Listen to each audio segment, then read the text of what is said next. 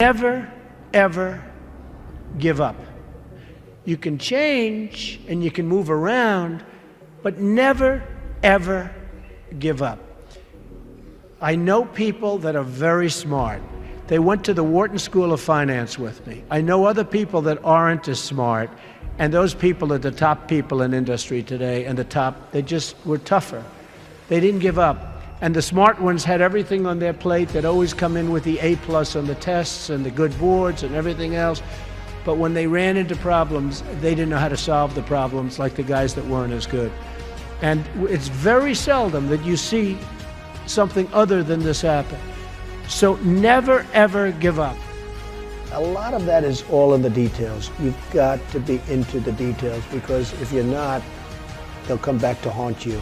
So oftentimes, life is in the details. Well, business also is in the details. You have to be very careful. You have to watch the dotted I's, because you can really lose tremendously if you don't watch those details. So we discussed that, and as Robert likes to say, probably more than I do, that's the little finger, but it's all about the details. It's very important. Right. You want to be totally focused. You can't take your eye off the ball. When I had troubles in the early 90s, a major article came out, and it said very strongly, everything he touches turns to gold. And I believed it. So I'd go out with models at night instead of working. But that wasn't good. And I remember I had a big lease coming up, and there was a big show, and I went to the show. I said, don't worry, fellas, you can handle the lease, you'll get it done. Well, I came back, they didn't get it done, and I would have had it done 100%. And then the market crashed in the 90s. So I had trouble, but it was sort of an amazing, I wouldn't want to do it again. It was an amazing test of yourself. Can you handle pressure? How are you under pressure? Are you smart? When everybody's coming at you. The worst employee is a good employee. A bad employee is fine because you fire that person right away. A great employee is phenomenal. You want to keep them and cherish them. They're fantastic. But a good employee, you never sort of fire them, but they never lead you to the next level. They just keep their job. They're sort of too good to be fired, but they're not good enough. You're never going to do great. So I always say, the worst employee isn't a bad employee, it's just a good or average employee. Gary Player, the great golfer, he was a little guy, very little, but he worked really hard. And he had a great statement, but he'd go, the harder I work, the luckier I get. And he wins the US Open. You have all these big, handsome guys, these big, giant guys, and they're hitting the ball a mile. And you have Gary Player. And Gary Player would win the Open. He'd win the Masters. He'd win this. He'd win that. And he said, hey, in the US Open, he hit a 5-iron to 1 foot from the hole, and he ended up getting a birdie and wins the US Open, right?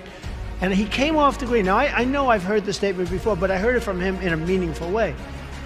They said, what do you think, Gary? What is it? He said, all I know is I've been working very hard, and the harder I work, the luckier I get. I thought it was an amazing statement. Sometimes in life, to be successful, oftentimes, most of the time, you have to follow your instincts. You have to follow your gut. You have to. Your parents may say wrong, your whoever may say wrong, but you have to do it. So much of success is seeing yourself as victorious. You have to see yourself. You have to really believe in yourself. And sometimes it's hard. You've had failures, you've had weaknesses, you've had other things. You have to see yourself as a one-man band. Don't rely too much on other people because they'll let you down. You have to see yourself as victorious. And to be a winner, you have to think like a winner. If you don't think like a winner, it's just never going to happen.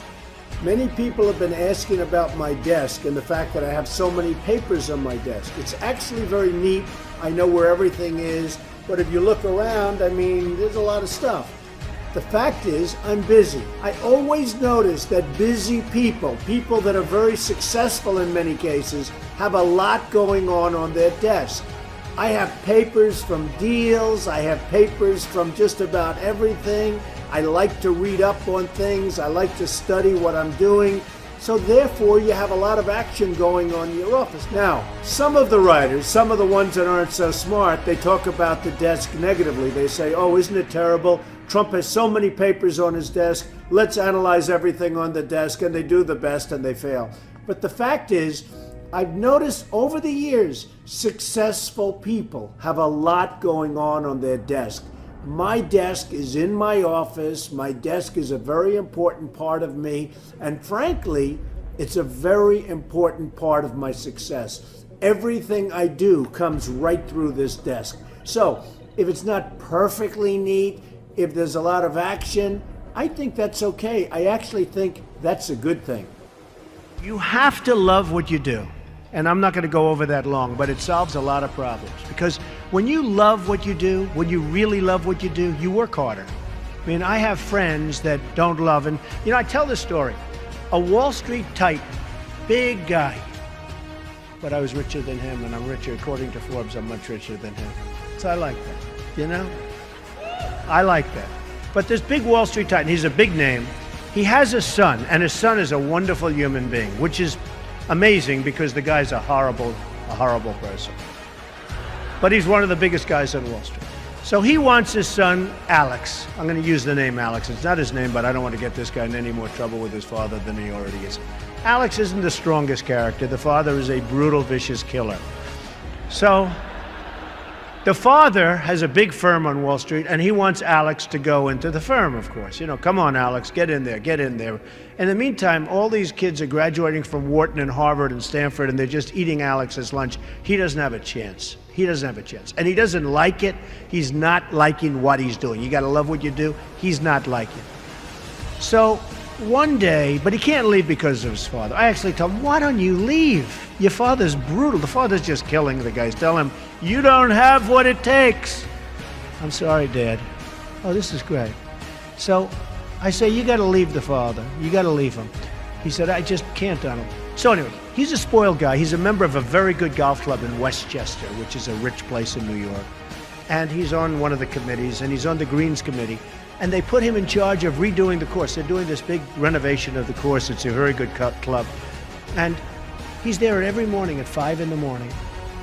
He doesn't leave. He did such an unbelievable job.